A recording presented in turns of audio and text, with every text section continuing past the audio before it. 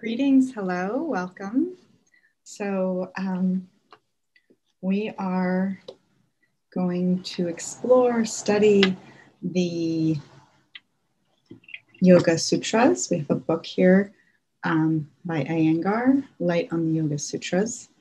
My name is Jennifer and welcome. We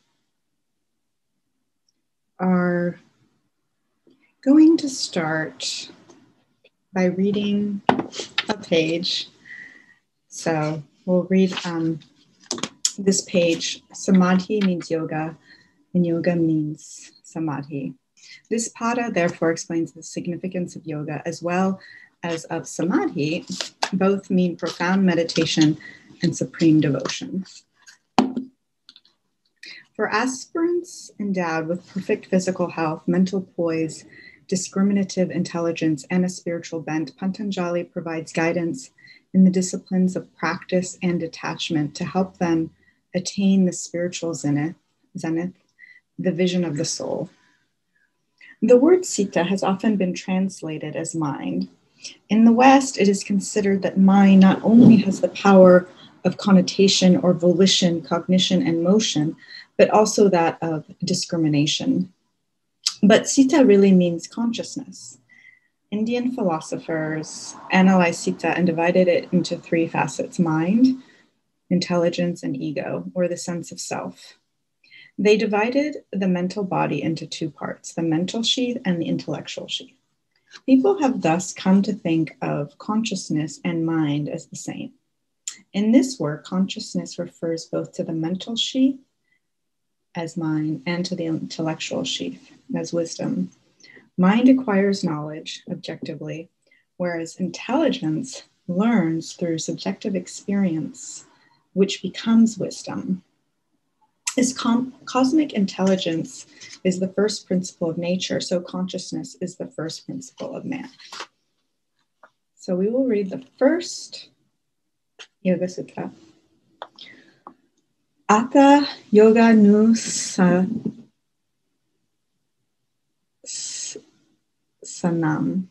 Sorry if I said that wrong.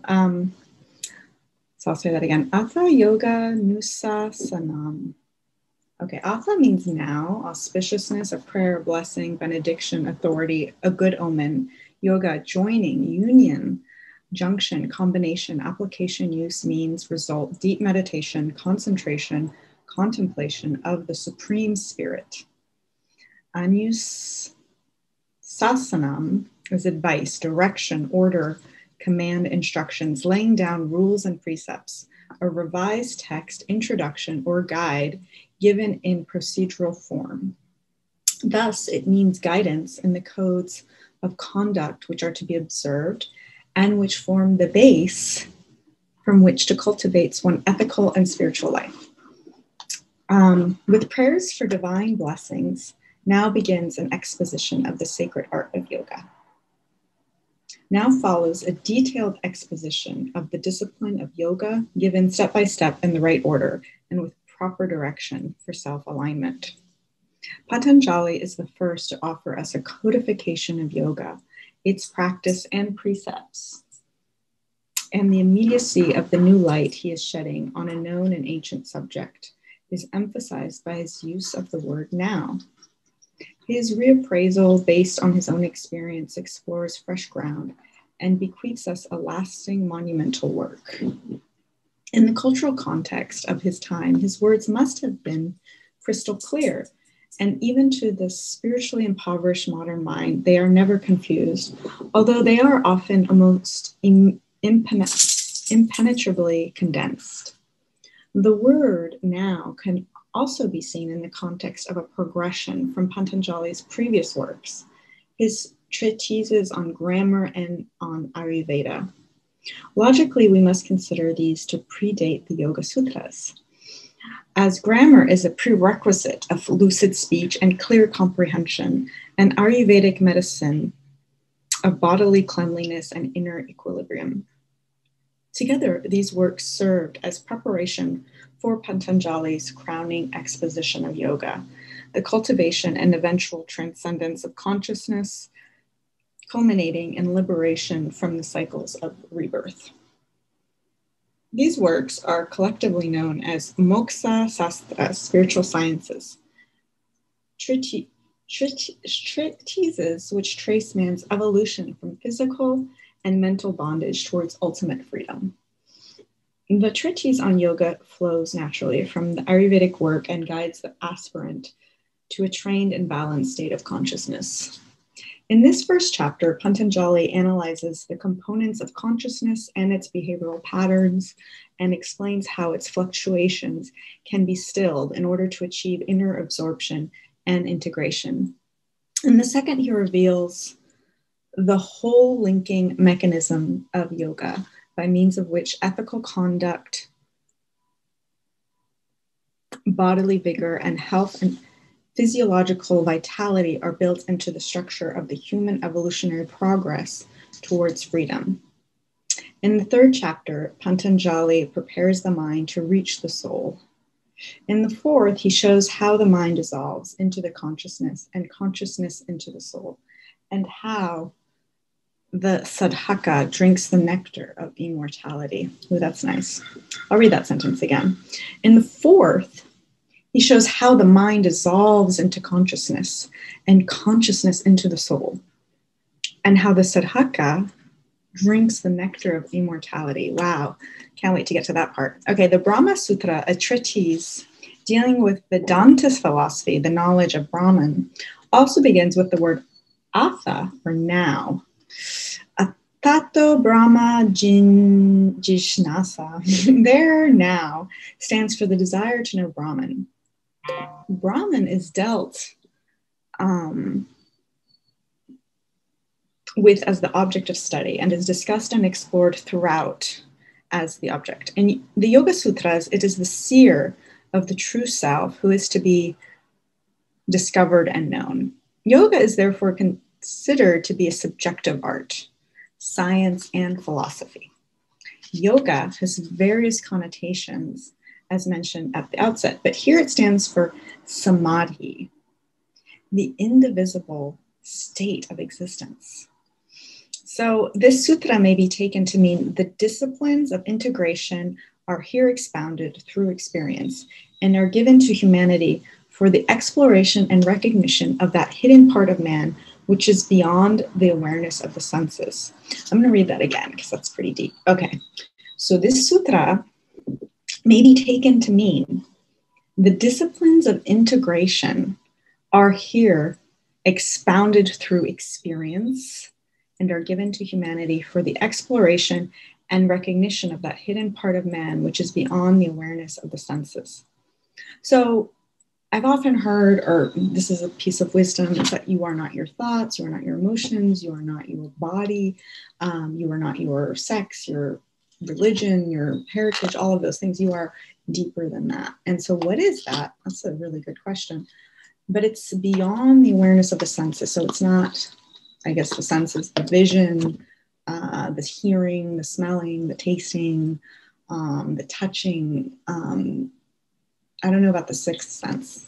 I don't know if that's quite what they mean, but so they often talk about when we meditate, we are the observer, right? So there's all this mind chatter, or the monkey mind, if you will, and then we are the observer of that. And that in a way gives you a taste of what you are. You can also think of those few moments when you really feel at one with your environment, say, maybe you're at the beach with the sunset or just in a flow state.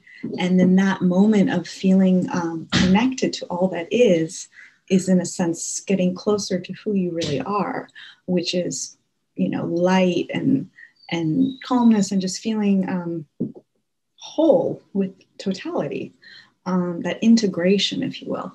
So I think we've all tasted it here and there. And the physical asana practice, which is one of the limbs, is kind of a bridge towards getting there. So that's what's mostly focused on in the West, is that physical practice, the asana. Sometimes you might do some meditation, which is another limb. You might work on your breath to slow the mind. Control of the breath, or pranayama, the life force, and to control that. So there are many aspects. Now, the first limb of yoga are the yamas, which are kind of like restraints or a code of how to behave and act in this world. So when you can purify your actions,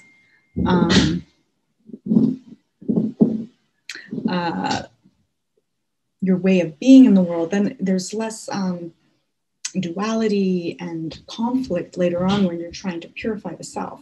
So if you first act right, then that's the kind of the foundation. So interestingly, I think that's great because the first step is really so vital. So the first yama, and I did a whole class on this. Unfortunately, I didn't record it, but it was the Yama of Ahimsa. So this is the first of the first, right? Of the yamas, that's the first one. So ahimsa is like to not do. Ahimsa is non-violence or not to strike. So you can think of that as like, yes, you do not, hit people, you do not hit or strike or be physically violent. And of course, the deeper level is the mental, your thoughts towards others and yourself, and how to have more compassion and kindness and, nonviolence in every action. So one example I gave was, in a traditional yogi diet, it's vegetarian because to eat, especially beef, I think in India, but like that's a divine being, and to kill it for your physical enjoyment or nourishment is violence, right? So now, veganism is a little bit more popular. So even taking the egg or the dairy of an animal is a violent act, right? That is meant to nourish the baby of, the cow or what have you. So I'll turn that off. So it's really on many, many levels. And we're often violent towards ourselves, whether, it could be over pushing yourself or what you consume, whether it's toxic drugs or cigarettes or overeating, and then crappy foods that make you feel terrible. That's in a way of being very violent towards your own body. And then, like I said, the inner critical mind. And somewhere I read yogis or spiritual people are often the most violent towards themselves because they have this harshness about where they want to be and how to get there. And like they're, maybe they're doing yoga all the time and they're very yoga, asana, physical practice. And they're just kind of never quite at peace within themselves. And that's kind of true of a lot of like spiritual communities or in the yoga community, like where it's just this never ending striving for something, but not being kind of nonviolent with the now, with what is and acceptance. So I found that interesting. I don't, someone said that like this community is perhaps the most violent in terms of the mental and thinking they're better than other people too. Sometimes like, oh, well, I'm this, therefore I'm, and that's kind of that's critical mind towards others and a superiority complex. And that's definitely violent to think like being snobbery or something like that. So, it's good to just look at yourself and see how we're all in some way not, completely nonviolent in our lives. It could be,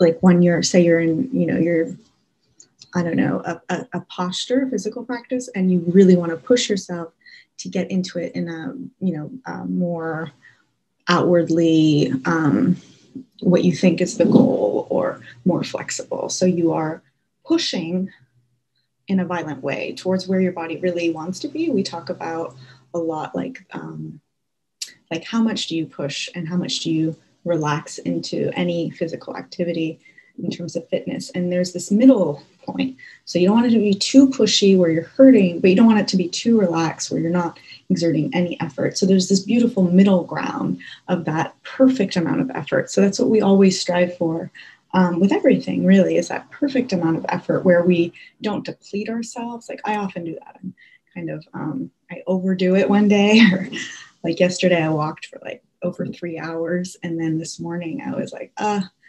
feeling it a little.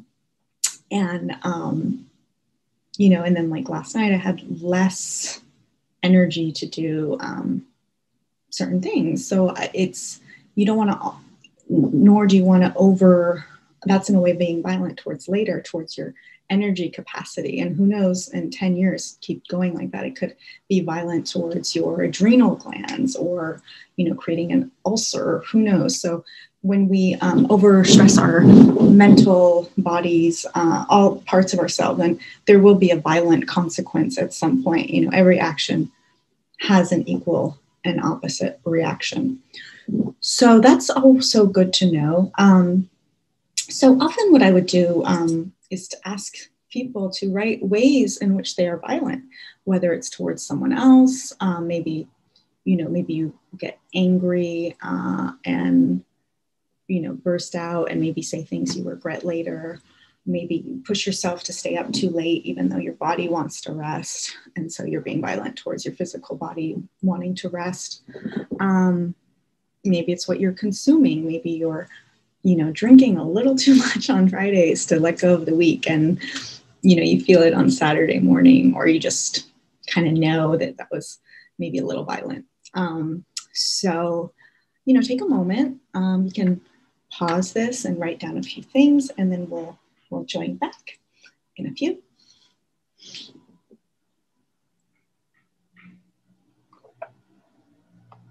So, yeah, you've written all the things. That's wonderful. So now you just want to write an action step to alleviate that and bring in more kindness, more compassion, more, you know, nonviolence into your life. Yeah. So, you know, I did this exercise with someone, and I, you know, just said, you know, when I'm starting to feel tired, because I would push myself to stay up longer than I really wanted to. I have no idea why, but I would do that. So just how to like get off that phone and allow myself just to start to unwind, to go to sleep. Sometimes lately I just literally say, okay, I'm going to try to sleep, even though I kind of want to, you know, still do something or push a little longer. I'm like, no, try to rest. And what happens is I do end up going to bed earlier, duh. And then in the morning I get up a little earlier, and, you know, I have more energy that morning. So it's really wonderful. And, you know, you just kind of have to go against maybe your inclination to push just a little longer. And even like, say I'm walking too much or pushing a little bit too much in the day, I have to think like, okay, well, do I really think I'm going to be able to like keep this up for the evening, right? Like tonight it's Friday. So I'm going out tonight, and I thought about that. I said, well, you know, if I want to be really awake and energized for this evening event, then I probably just want to take it a little bit easy in the day. So I decided to do that. And that's a way of kind of having nonviolence for the future event, right? Because one thing I hate is being exhausted with others, and I just want to go home and curl up in my bed. So, you know, I'd rather just not go out when that happens. So these are great things to do, is just write some action steps.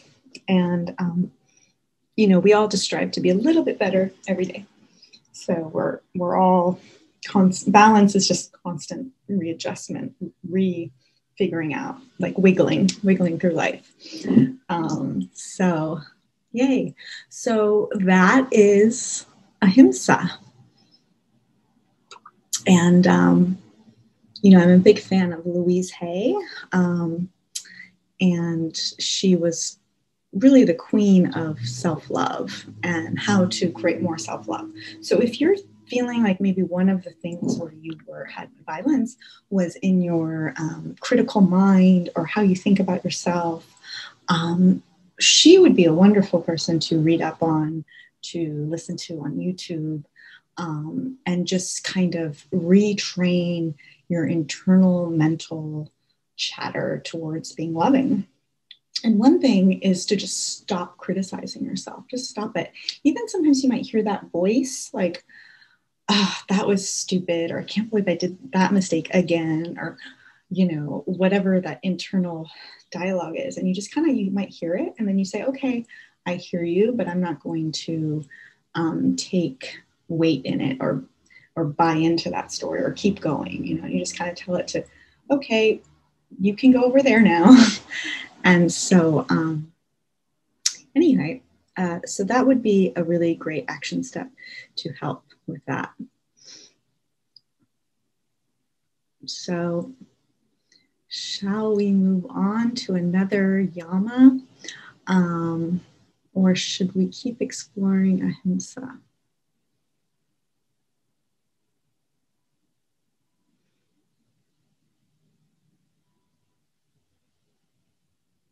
Let's do a breathing meditation to cultivate non-violence. So our breath is kind of the foundation for whether you're doing, any movement practice. The breath is really what we always want to go back to, especially say in your asana practice. It's like, say you're doing something more challenging, but go back to the breath, always go back to the breath. And we only really have this one moment, this one now, this one breath. So trying to be as fully present and in that one moment as you can.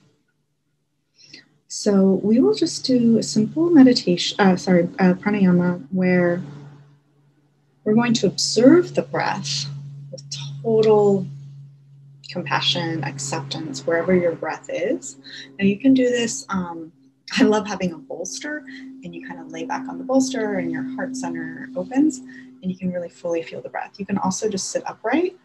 You can sit in easy pose. You can lay down, maybe with one hand on your heart, one on your belly. I'm going to do it sitting on this exercise ball, which I'm not used to. I'm used to sitting on a chair, so it kind of moves around, makes noises. But we'll do it just for 3 minutes. So you can close your eyes and go within. Just rest your hands on your thighs or wherever, whatever variation you want. We'll do a couple shoulder circles. So just inhale up, exhale back and down. And then just observe where your breath is without judgment.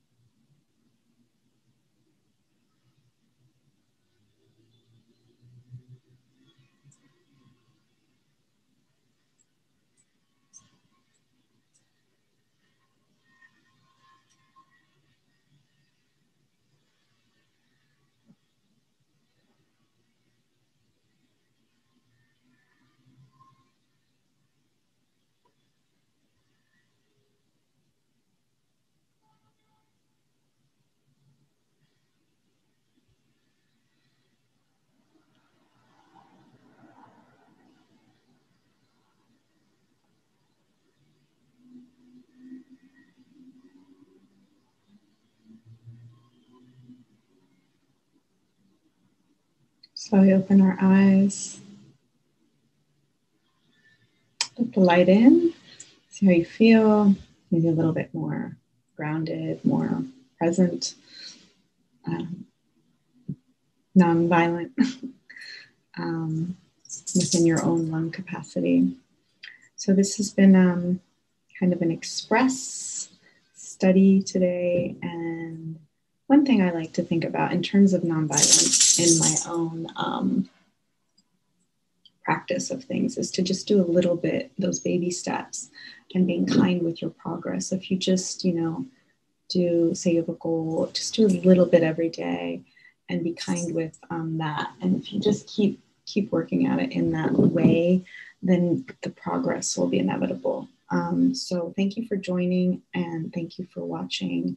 And, I almost didn't want to do the class today, but I thought, one of my goals is to really study and understand this pivotal foundational piece of literature within yoga. And I've been, doing yoga since I was in my early 20s and teaching for the last, on and off for the past over a decade. And I haven't fully studied this pivotal text, and most teachers haven't actually, and it's not really, taught that often. So it's one of my goals. And so if I just do just a little bit every week, I don't even do it every day, but there has been a lot of progress. So, being kind and being nonviolent with yourself by just doing those little steps towards whatever it is. And that will, being kind with your process and enjoying that process. Don't think too much about the past, what you could have done more of. I know I've done that a lot. I can't believe I didn't, do XYZ more. Like I was teaching my stretch class. I teach a stretch class twice a week, and I haven't really stretched that much this year. And I was like, oh my God, imagine if I love that class. It's so relaxing. And I'm like, what would have happened if I had only, stretched a little bit this past year, the progress I would have made. But the past is over. And then you can't think, oh, this is all the stuff I need to do to, for the future. Like that's just, again, you're not in the now. So, with each stretch, just breathing into it and being fully accepting of where you are right now with your stretch. I mean, there are stretches that I was much, much better at. And then I guess I lost it. You don't use it, you lose it. And then, but I've also made a lot of progress in other ones. So, it's just where you are today. And each day is so different, each moment. So thanks for joining, and we will see you the next time. Have a great day. Love you. Big hug.